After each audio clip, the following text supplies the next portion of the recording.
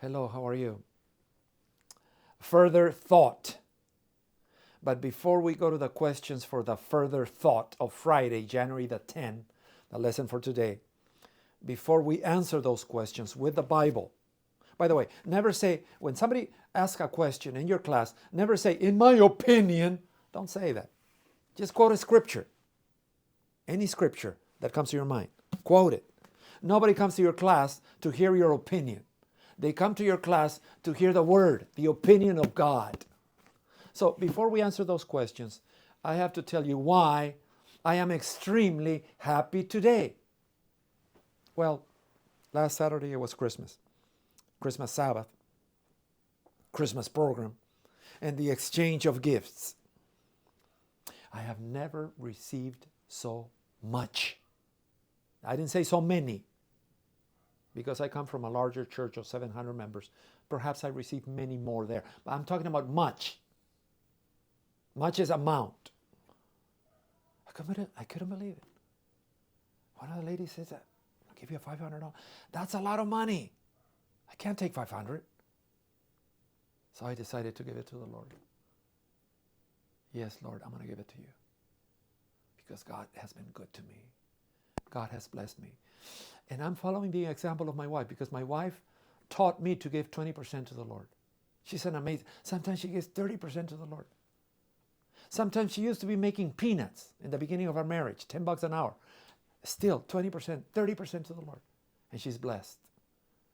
So this Christmas, the building project of Church of Acton received an extra 500 because we want to give that. We want to see that church being built in Acton, California. And if you're listening to me, we already have $45,000. If you're listening to me and you want to donate $1 million, I need that $1 million for the glory of God. Question number 1. Dwell on the sentence above. The relations between God and each soul are a distinct and full, as though there were not another soul upon the earth to share his watch care. Not another soul for whom he gave his beloved Son. What a comfort statement from the writings of Ellen White. Does this give you comfort? Here's my answer. Luke 19:5. When Jesus reaches the spot, he looks up and says to him, Zacchaeus, come down immediately. I must stay at your house today. According to the psychologist, the most beautiful sound that a human ear can hear is the sound of your name. I love it when people call me Hacho. That's my name. Benjamin, that's my American name. Luis is my legal name, Luis del Pozo. But my nickname, that is my real identity name, is Hacho, J-A-C-H-O, Hacho. When Isabel Silva, on my first date with my beautiful wife, says, Hacho, it was like music to my ears. Jesus didn't say, hey, you shorty, I'm going to your house. He could have.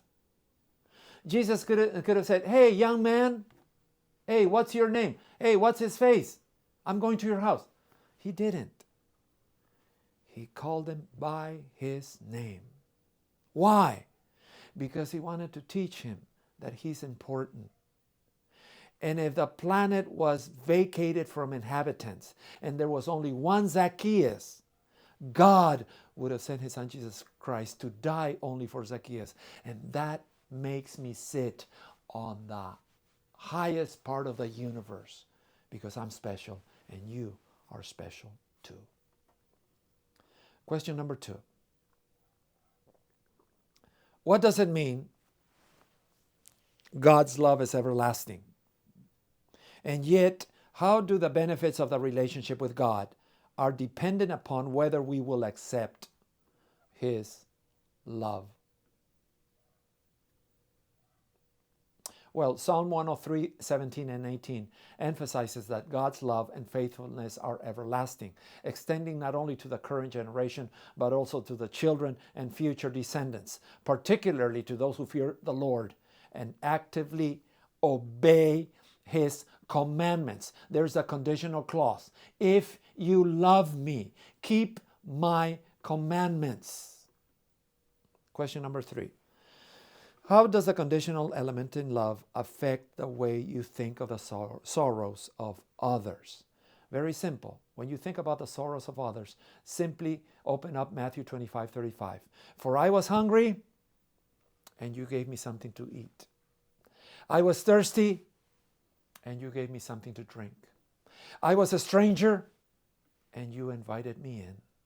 I needed clothes, and you clothed me. I was sick, and you looked after me. I was in prison, and you came to visit me. Then the righteous will answer, Lord, when did we see you hungry and feed you? When did we see you thirsty and gave you something to drink? When did we see you a stranger and invited you in? When did we see you needing clothes and clothed you? When did we see you sick or in prison and go visit you? And the king will reply, truly, truly, I say unto you, whatever you did for one of these least of these brothers and sisters, you did it unto me. I finish with a story. This is a famous story that I have entitled, My Wife's Steamed Rice. By the way, this is my wife. Did you know that she was Miss Universe? Did I ever tell you that? I don't like bragging about it because it's the best kept secret in town. The other day I was in a Filipino church, and after church, one of the ladies says, really, Pastor? She was Miss Universe? I believe you. What year? And I replied, every year. Every year. One day, before going to my honeymoon, or maybe right after my honeymoon, because I went to Hawaii that same night, thanks to Eden Dawson, who paid for it. If you're watching this, Eden, I send you a hug, to you and Sandra. Thank you for paying for my honeymoon from your pocket. 1995. Right there, Gardena and Rosemead. And Rosecrans. Gardena and Rosecrans. In the city of Gardena, my apartment. She's sitting on the table. And she places on top of the table for me to eat a mountain of something I despised. She places a mountain of something I hated. Because when I was born in Peru, people who ate the rice that way, without any garlic, without any tomato, without any flavor, without any salt, are Japanese people, like Alberto Fujimori, the president of Peru. But not Peruvians. Peruvians flavor it, like seco de cordero, like lomo saltado. It's rice with flavor.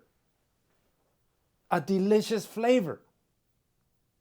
But here on my breakfast table, Miss Universe is putting a mountain of glue tasting rice. Have you ever tasted glue? Her eyes, her beautiful green eyes, her delightful emerald vegetable green, contact lens green eyes were wide open. Her eyelashes about this big, opening up and closing and throwing air at my face like a fan. Is he going to like my breakfast? Is this Peruvian going to call me the queen of the kitchen? I didn't want to hurt her feelings. I was in love with Miss Universe.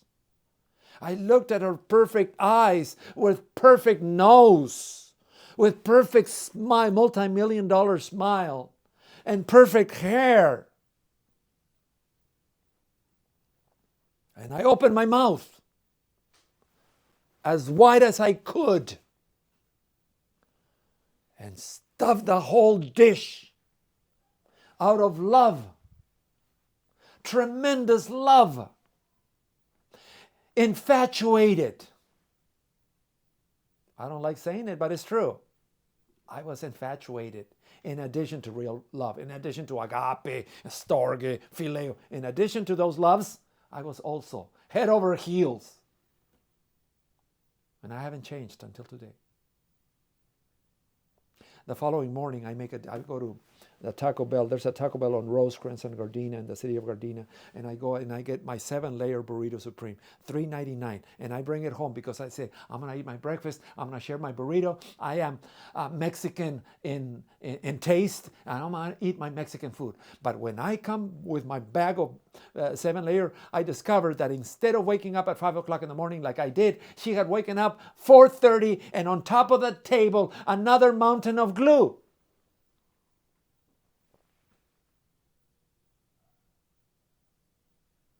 But again, I look at her eyes, and I melt when I look into her eyes. I do melt. I still do until today. And I said, I'm not going to hurt her feelings. Look at her. She's opening her eyes. Is she going to like my food? And this time it was quicker. The next day, I didn't go to Burger King. The next day, I didn't go to Taco Bell. The next day, I didn't go to Del Taco or Pollo Inca. The next day, I didn't even bother because I started tasting and finding flavor. And by the way, it's healthier. Diabetes too, remember? No diabetes. It's healthier to eat the rice. And even if it's brown rice, dark rice, it's even better. It's healthier. 30 years have gone by. My son is 28. 30 years have gone by. I'm married almost 30 years. If you ask me, hey, Pastor Benjamin, what's your favorite food? What do you think I answer?